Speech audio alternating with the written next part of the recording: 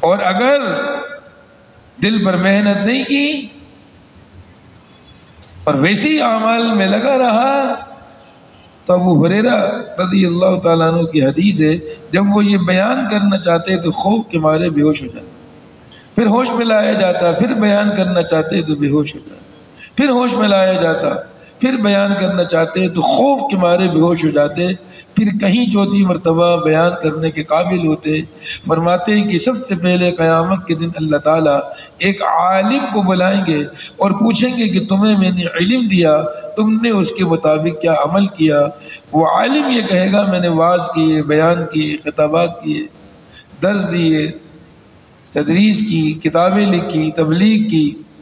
اللہ کہیں گے جو تم کہہ رہے ہو ایسا کیا، لیکن اس لیے کیا کہ لوگ تمہیں بڑا علامہ کہیں، عالم، تمہاری تعریفیں کریں، اور دنیا میں تمہاری چاہت سے زیادہ لوگوں نے تمہاری واہ واہ کی، میرے پاس کوئی اجر نہیں ہے، اس کو اوندے منہ جہنم کی آگ میں ڈال دیا جائے۔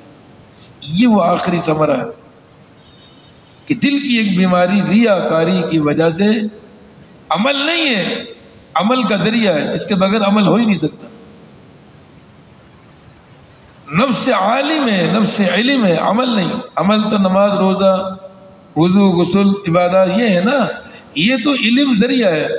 کوئی بھی غیر مسلم اسلام لے آئے، کلمہ پڑھے، آپ کو نماز پڑھو نہیں پڑھ سکتا، کیوں؟ علم ہی نہیں ہے۔ وضو کرو نہیں کر سکتا، کیوں؟ علم ہی نہیں۔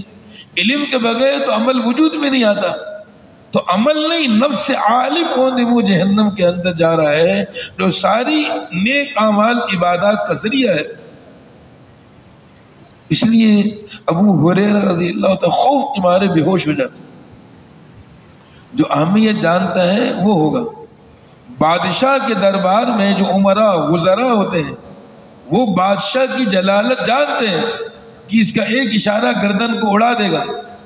بڑے سے بڑا وزیر و وزیر اعظم ہو، بادشاہ کا ایک اشارہ اس کی گردن کیا کر دے گا؟ اڑا دے گا، وہ جانتا ہے۔ اور کوئی دیہاتی وغیرہ آ جائے، اس کو بادشاہ کے آداب ہی نہیں پتا، اس کو کچھ نہیں، نہ خوف ہوگا نہ ڈر ہو، اس کی جلالت مرتبہ ہی نہیں پتا۔ سانپ نکل آئے، ہم تو سمجھتے ہیں سانپ کیا کرے گا، یہاں سے سارے بھاگ جائیں گے اٹھ کر، اور کوئی چھوٹا بچہ ہوگا وہ سانپ سے کھیلنا شروع کر دے، اسے پتہ ہی نہیں ہے کہ یہ کیسے نقصان دہ چیز۔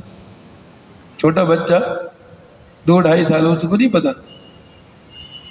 تو ابو ہریرہ رضی اللہ تعالیٰ دل مزکہ مصفہ تھا، وہ یہ بیان کرنا چاہتے تو بے ہوش ہو جاتے۔ ہم اور آپ بیان بھی کرتے ہیں، سنتے ہیں۔ پھر ایک سخی کو بلایا جائے گا، اس سے اللہ تعالیٰ کہے تو ہمیں مال و دولت دیا، تم نے کیا کیا؟ میں نے مسجد بنائی، مدرسے بنائے، خانقاہیں بنائی، سبیلیں بنائی، یتیموں، غریبوں، بیواؤں کی مدد کی، یتیم بچیوں کی شادیاں کی، مساوی، بہت سی چیزیں گنوائے۔ اللہ کہے گا سب کچھ آپ نے کیا، لیکن اس لیے کیا کہ لوگ کہیں کہ بڑا سخی، بوریاں بھر بھر کے دیتا ہے، گھر کے آگے لائنیں لگی ہوتی ہیں، وہ ہو گیا، دنیا میں کہا گیا میرے پاس کوئی اجر نہیں، اس کو بھی اوندے منہ جہنم کی آگ میں ڈالا۔ حالانکہ یہ سخاوت بہت بڑا صفت ہے، بہت بڑی بات، اللہ کی صفت۔